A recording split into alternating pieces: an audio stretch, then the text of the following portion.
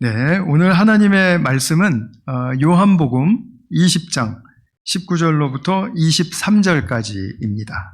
제가 봉독하겠습니다. 그날 곧 주간의 첫날 저녁에 제자들은 유대 사람들이 무서워서 문을 모두 닫아 걸고 있었다. 그때 예수께서 와서 그들 가운데로 들어서셔서 너희에게 평화가 있기를 하고 인사말을 하셨다. 이 말씀을 하시고 나서 두 손과 옆구리를 그들에게 보여주셨다. 제자들은 주님을 보고 기뻐하였다. 예수께서 다시 그들에게 말씀하셨다.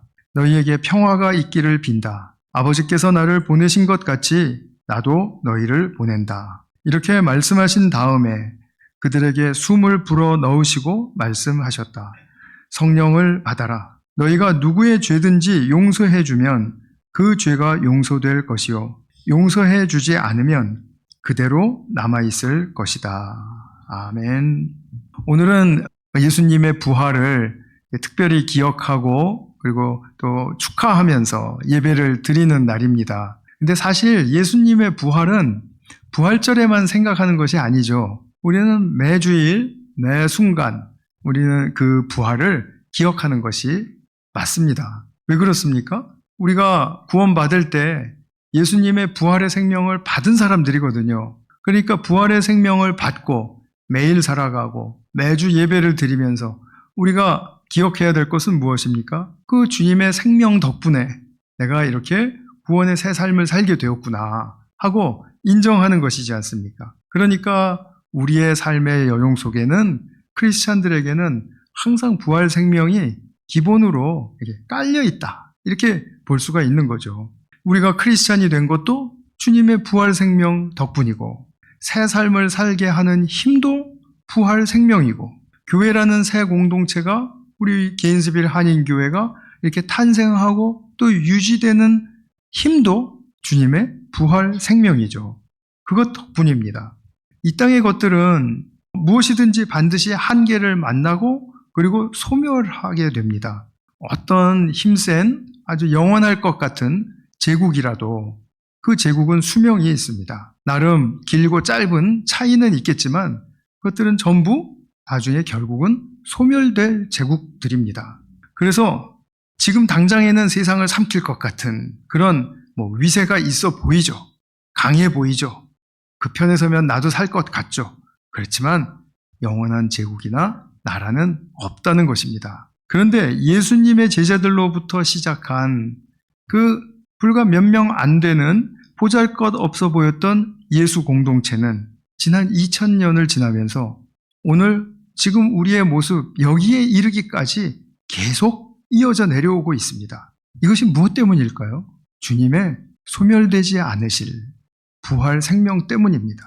이 부활 생명 때문에 그렇다라는 것을 우리는 너무나도 인정할 수 있죠. 우리 교회의 주인은 예수 그리스도시다라는 것을 어디서든 이 세상 어디에 교회가 세워지든 그것을 선포하는 것이고 그렇다면은 결국 예수 그리스도가 살아계신 우리의 주인 되신다라는 말은 결국 주님의 부활 생명은 영원하다라는 것을 고백하는 것과 같죠. 그래서 이렇게 보잘것없어 보이는 모습일지라도 예수 공동체는 이어져 내려오고 있다. 그러나 우리가 교회를 현실적으로 생각을 해보세요. 이 세상에 우리 교회가 경제적으로 크게 공헌하는 바가 있습니까? 없습니다.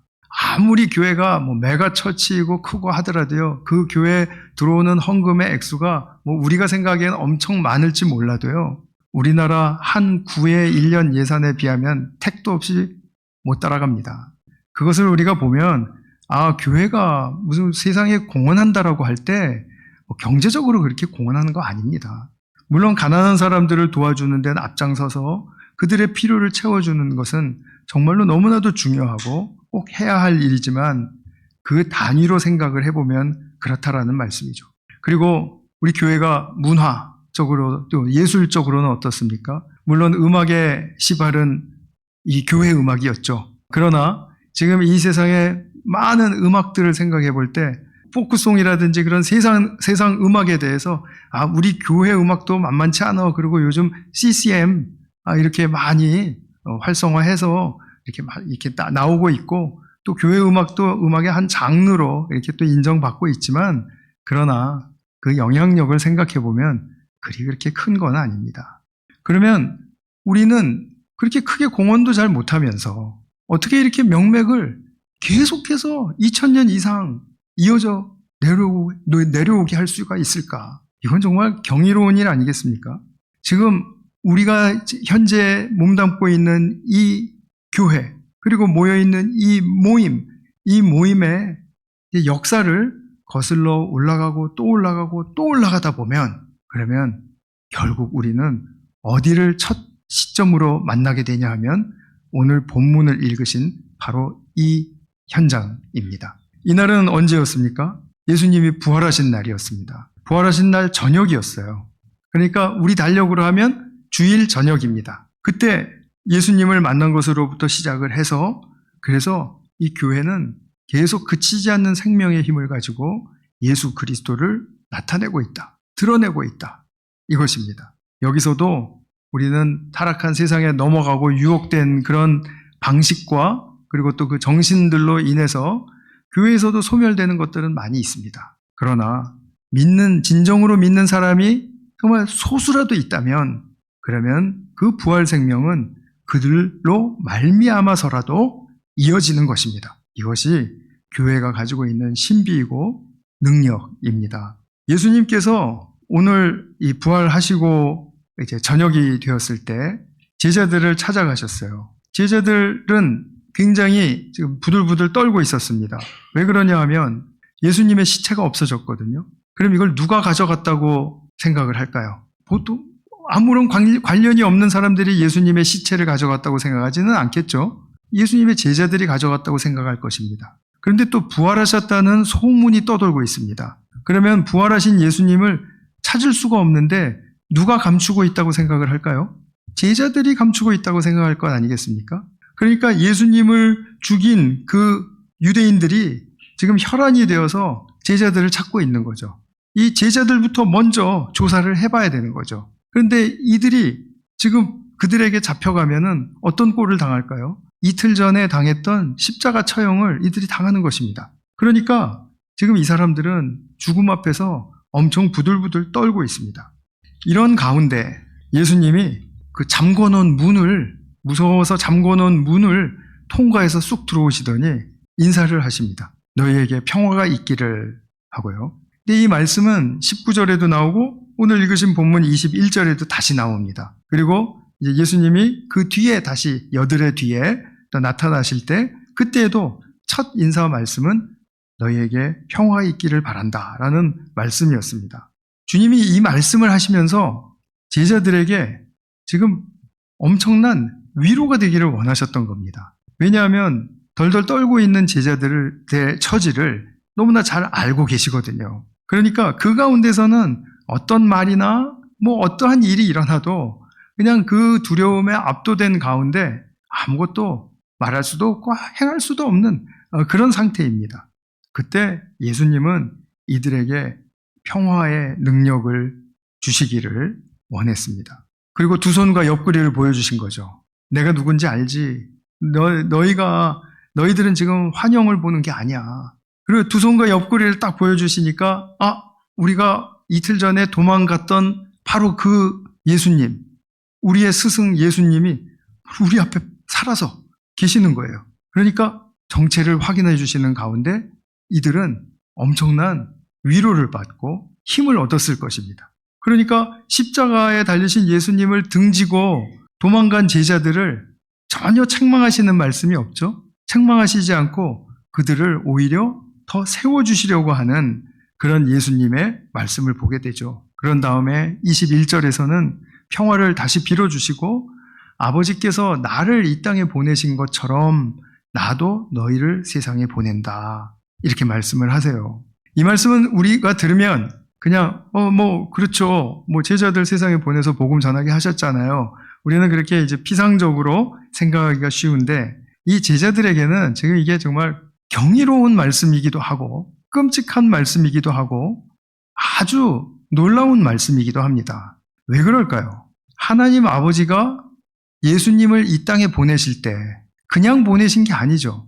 분명한 뜻을 가지고 보내셨죠. 그리고 그 의미를 주셨고 목적을 주셨죠. 그러니까 주님께서 그 의미와 목적을 충실하게 살아내시고 지금 부활하신 생명의 모습으로 이렇게 딱 서 계신 거란 말이죠. 근데 이렇게 세워주시기 위해서 우리를 세상에 또 보내주신다고 하니까 그러면 우리도 주님과 같은 이런 영광스러운 부활에 참여하는 것이네요 하고 생각하지 않을 수가 없었을 겁니다. 그래서 지금 이 자신들이 앞으로 일어날 이 삶에 대해서 정말 의미 있고 목적이 분명한 그런 소명이 있는 삶을 살 수 있게 해주시는 그런 약속이기 때문에 지금 제자들은 이 말씀을 처음 들었을 때는 어리둥절했겠지만 물론 그러나 생각하고 곱씹을수록 이거는 예수님의 이 영광스러운 모습을 따라가라는 말이네 라고 분명하게 믿었을 것입니다. 다시 말하면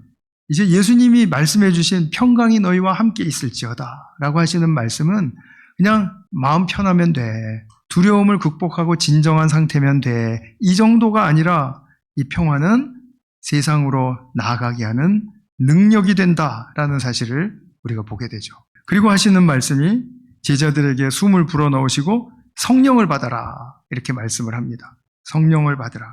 성령을 받으라고 하시는데 숨을 불어넣어 주세요. 그러니까 뭐 이렇게 물리적으로 한 사람 이렇게 코에다가 대고서 이렇게 후 부르시는 그런 게 아니고요. 정말 지금 이건 상징적인 말씀이죠. 예수님의 그 부활의 생명으로부터 나오는 그 영적인 생명의 힘이 그들을 감싸주시는 것을 이야기하는 거죠. 그러니까 이 표현을 보게 되면 우리는 구약 어디를 생각하게 되죠? 창세기 2장, 그죠? 하나님께서 사람을 창조하실 때 그 코에 생기를 불어넣어 주셨다. 이렇게 표현하죠. 그리고 인간 창조가 딱 거기서 완료가 되죠. 마감이 됩니다. 지금 예수님께서 다시 이것을 상기시키면서 자, 이제는 성령의 능력이 있다. 그 성령의 능력으로 새로워지는 그런 그 숨을 불어넣으신다라는 표현에 맞는 그 행동을 이제 하셨을 때 그때 이 사람 제자들은 바로 우리는 또 무언가 인간 창조에 있어서 한 단계의 완성, 마무리의 단계에 우리는 들어가게 되었구나를 생각할 수가 있어요. 첫 창조 때는 하나님께서 코에 생기를 불어넣으시면서 인간 창조를 마감하셨지만 자, 지금 여기서는 무엇입니까? 주님은 새 창조의 주인으로서 새로운 인간 창조의 단계를 딱 마무리해 주시고 있다. 이렇게 볼 수 있죠. 그러니까 누구든지 그리스도 안에 있으면 새로운 피조물이다 라고 하는 그 새로운 피조물, 즉 제자들을 세우시는 것이요.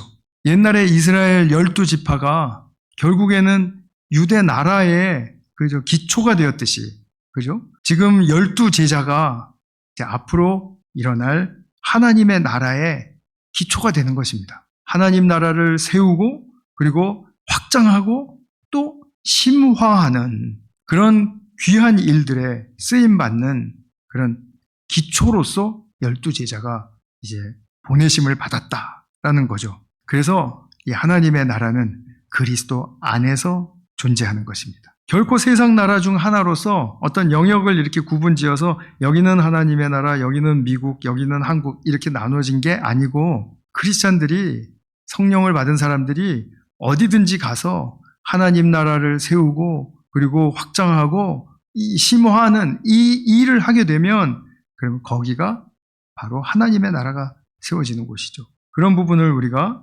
분명하게 보게 되죠.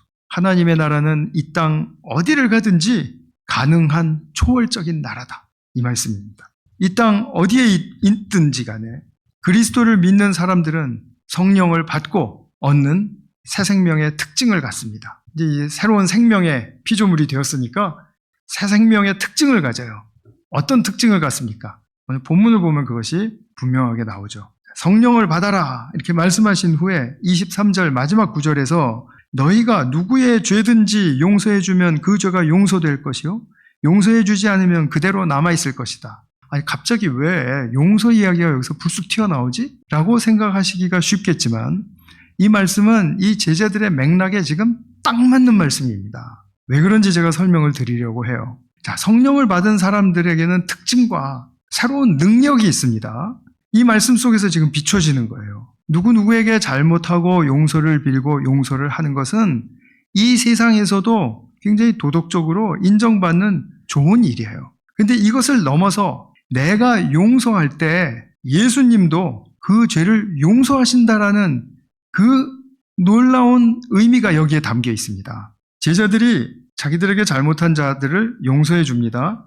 그러면 용서를 해주면서 저 사람들은 그런데 내가 용서는 해주지만 주님도 용서를 해주실까? 하고 물을 수 있지 않겠습니까? 그때 예수님께서는 나는 너희들이 용서하는 모든 사람들을 분명히 용서한다 라고 지금 딱 집어서 얘기해 주시고 있는 거죠. 그런데 지금 세상으로 보내신다고 하지 않았습니까? 어디로 나가는 거죠? 이 사람들이?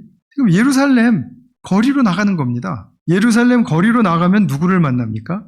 예수님을 못 박아 죽인 유대 지도자들과 그 무리들을 만납니다. 그리고 그들은 예수님의 제자들까지도 지금 혈안이 되어서 막 찾고 있고 그리고 그들을 죽이려고 덤벼들 것입니다. 그런 사람들이 만나는 제1호 사람들이죠. 그 사람들을 볼 때 어떤 마음의 자세를 가지라는 것입니까? 용서의 마음을 가져라. 주님을 못 박은 죄, 그 용서의 마음을 가져라. 너희들을 붙들고 또 어떠한 해를 끼칠지 몰라도 그러나 그들이 어떤 해를 끼치더라도 너희는 그들을 잘 받아줄 수 있는 용서의 마음으로 준비해라. 이런 말씀이죠. 그리고 실제로 사도행전 2장에 보시면 베드로가 성령 받고 그때는 이제 지금으로부터 한 열흘 지난 뒤입니다. 예루살렘 거리로 뛰쳐나갔는데 온통 자기들에게 적대하는 무리들이 달려들고 있습니다. 그때 베드로는 그들에게 내 말 좀 잠깐 들어다오 하면서 설교를 하기 시작해요. 근데 설교의 그 중심되는 핵심이 뭐냐면 예수의 부활입니다. 그 자기를 찾아오셨던 예수님의 그 부활, 그것을 잘 풀어서 그 성령의 도우심을 입고 그들에게 설교를 해요. 그들이 자 그럼 우리가 어떻게 해야 되겠습니까? 할 때 너희들은 일단 좀 반성하고 뭐 어떻게 좀 형벌을 받든지 아니면 죗값을 치르든지 하고 그리고 다시 와 이렇게 말하지 않고 이미 주님 말씀에 따라서 용서의 마음이 딱 준비가 돼 있었기 때문에 이제 회개하고 바로 주께로 돌아올 수 있다. 그러면 주님께서 여러분들에게 부활의 생명을 주신다. 이렇게 선포를 하는 것입니다. 만약에 용서에 대한 이 말씀이 없었다면 제자들은 세상에 보냄을 받고 복음을 전파하면서도 아마 긴가민가 하는 부분들이 꽤 많았을 겁니다. 왜냐하면 생각보다 그들은 굉장히 악랄하기도 하고 그리고 굉장히 호전적이거든요. 자기들을 잡아서 어떻게 하겠다라는 그런 어떤 그 눈과 행동의 그 준비된 모습들이 그들을 너무나 압도할 것이기 때문이거든요. 그런데 그들을 향해서도 담대하게 맞설 수 있었던 평화의 능력으로 용서의 능력으로 맞설 수 있었던 것은 바로 부활하신 주님께서 이날 밤에 제자들에게 나타나셔서 주신 이 말씀 그리고 약속 때문에 그들은 그렇게 할 수 있었다라는 것입니다. 그래서 복음을 전하며 생명을 얻게 하는 사역을 감당하는 제자들에게 주님이 정말 그것을 가능하게 하신 그 힘은 바로 평화의 능력 그리고 용서의 능력이었다라는 사실을 잊지 마시기 바랍니다. 오늘날 우리들에게도 동일합니다. 우리도 무언가 일을 만나고 또 어려운 일을 당하고 그러면은 마음이 들끓고 그리고 분노가 일어나고 그러나 그것은 또 분노를 터뜨리면은 또 뭐 그렇게 좋은 인상은 못 주기 때문에 그때 자제하면서 또 굉장히 마음앓이를 하면서 막 이렇게 힘들게 살아가는데 우리가 부활하신 예수님을 만난다면 무엇을 얻습니까? 평화의 능력을 얻습니다. 그리고 그가 어떻게 나오든지 간에 용서의 능력을 발휘할 수 있습니다. 그것을 가능하게 하신 오늘 부활의 우리 주 예수 그리스도를 우리가 찬양하며 나아가는 그런 복된 시간이 되실 수 있기를 축원합니다.